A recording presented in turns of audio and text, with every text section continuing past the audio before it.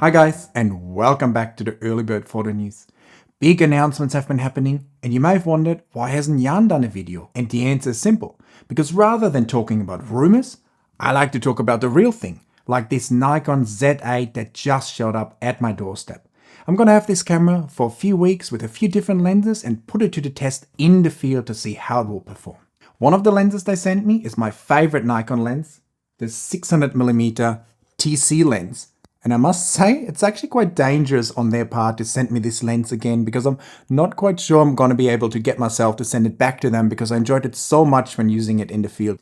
When I grabbed a Z8 for the first time, I must admit I expected it to feel exactly like a Z9, but in fact it doesn't. It feels like a completely new camera.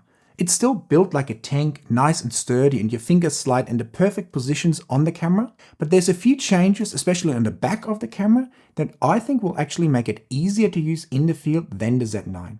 Especially the newly designed and slightly changed position of the display button will allow me to use different autofocusing methods than I use on the Z9. On all my mirrorless cameras, I like to use double back button autofocus because it gives me the most control over the autofocusing, and this is something that didn't really quite work as well on the Z9 because of the button layout. Whereas with the newly designed back on the Z8, I should be able to configure it the way that I like to shoot, which should give me even better control and better results when it comes to autofocusing in the field. The Z8 body is not as small as an R5 body, for instance, but actually that works in my favor because it fits all my hands nicely on the camera. On the R5, for instance, your pinky finger kind of dangles below the camera, whereas when I grab the Z8, it sits nicely and sturdy on the camera, giving me a fantastic hold off the body, and it just feels great in your hand. So the slightly bigger size and slightly bigger weight actually seems to work in my advantage here. When I first heard about the Z8, I wasn't quite sure what to think about it because it seemed so similar to the Z9, basically just a re-release of the same camera in a smaller body. However, now that I have one on my desk, I'm actually quite excited about it because it seems to fix all the issues that I had with the Z9. So now it will just remain to be seen how the camera will actually perform in the field, especially when it comes to the autofocus. I'm actually quite surprised about Nikon's willingness to release flagship model features in a much smaller, lighter and cheaper body, because this will undoubtedly cannibalize the sales of the Z9 and those will drop a fair bit, which is not so great for Nikon, but definitely fantastic for us photographers. Because when we look at the competition, there's basically no camera that has these compelling features at this $4,000 price point. Especially the stacked sensor is what stands out here, because we won't have any wobbles or rolling shutter with this camera, which is fantastic. In terms of size, weight and price, the Z8 definitely seems like a compelling package. I'm looking forward to using it in the field. One of the complaints I had with the Z9 was always the fairly high weight of 1.3 kilos or almost 3 pounds.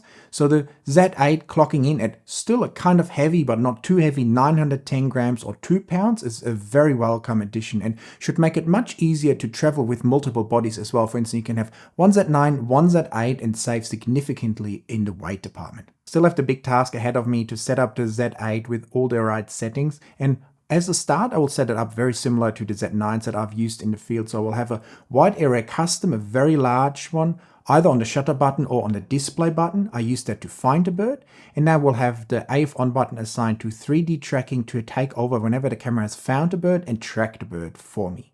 So my hope is that I can use the display button for that, but if for some reason that doesn't really work out or doesn't feel comfortable in the field, I will set it up just like the Z9, where I had the wide area custom on the shutter button and the 3D tracking on the AF on button. And if the camera misses completely, I still have the manual focus or the function button 1 assigned to the spot focus to help me refocus on my target if it gets stuck on the background, for instance. While I like the rear screen on the Z8 and the Z9 because you can tilt it in so many different angles, I would have really loved to see a screen that can also face forward on the Z8. This is undoubtedly a camera that's also aimed more at content creators, and if you film yourself every day, a forward-facing screen is invaluable because it means you don't always have to take an extra external screen with you. So this is something I would have loved to see, and I think would have also been a nice way of slightly distinguishing the Z8 and the Z9 a little bit more. So If you ask me, that's probably one of the biggest misses on the Z8 because I think that would have been very helpful for a lot of people. What are your thoughts about the Z8? Are you excited about it? Did you expect it to be this similar to Z9, or did you think it would have some other features, maybe some lower end features? In a way, it feels like all the new Z8 owners will be super excited because the camera is essentially like a Z9, and some of the Z9 owners will be slightly disappointed because the camera is so similar to Z9 they felt like they paid a lot extra. But then again, you already had that camera for a long time and already taken some fantastic images with it. So I think in the end, everyone should be pretty happy with that camera because it offers those flagship model features in a much lower price point and a smaller and lighter body.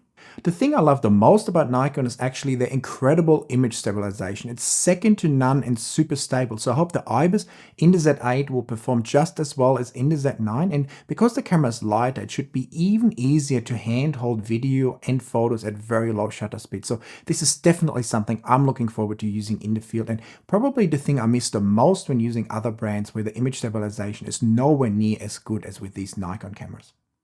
Besides getting myself mentally ready to getting the Z8 this week, I've also done a lot of image editing. I culled more than 16,000 images from my last road trip and edited my favorites.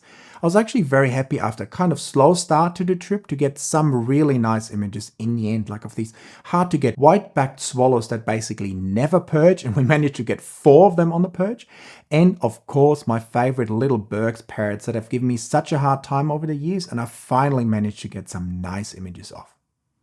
I also enjoyed that I was able to capture so many flight shots with the new mirrorless cameras on this road trip. In the past, with DSLR cameras, it was always so hard to get flight shots, whereas now with the new mirrorless autofocus tracking, it's so much easier to get flight shots, and I actually always have to remind myself in the field to not only take perch shots, but to try and to anticipate the bird's landing, because you can get some spectacular images like of this Major Mitchell's cockatoo. This Major Mitchell's cockatoo is actually also a great example why I love using my ProSet so much, because when we open this file up in Adobe, you can see how the colors just look yellow, washed out and strange. And if I put my vibrant, more contrast ProSet on this file, with just one click, it transforms it completely and gives me fantastic colors. So if you guys are keen on also transforming your files with just one click, make sure to check out my ProSets in the description. For my last video about the Z9 I posted on Sunday, I also had to edit this image of 2 fairy wrens that I really liked, but you might guess I didn't quite like that stick going right across through the 2 birds. So I decided I have to get rid of it, and I tried a few different techniques, and I must say the new beta version Photoshop AI remove tool helped me quite well in removing parts of it. It didn't work quite well on the tail, but it worked quite well on removing the overlapping branches and giving me good structure there. And then for the tail, I just used the clone tool to get rid of the branch there, and I ended up with this final image that I was quite happy about, because it's just so nice to have these fairy wrens around, and I think they're just quite little cute birds, aren't they?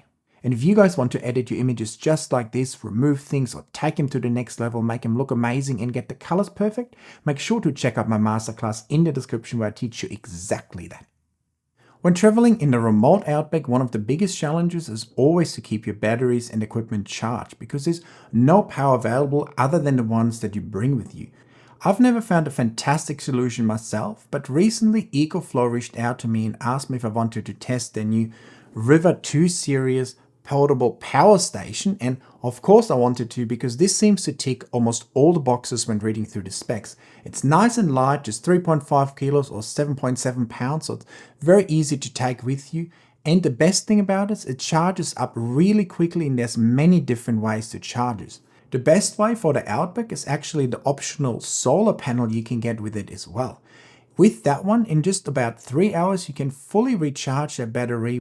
And if you want it even quicker, you can plug it into the wall unit and it will charge you 100% in just 1 hour from 0%.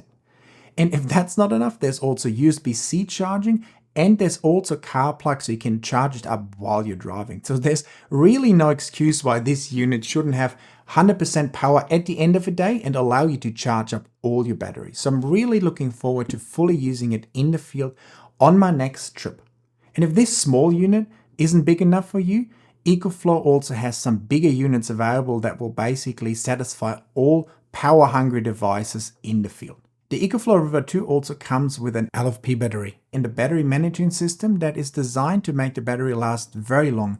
The battery in there is specially designed for a unit like this and will last over 3,000 charging cycles, and combined with the 5-year warranty, that should give you a long-lasting, fantastic unit in the field.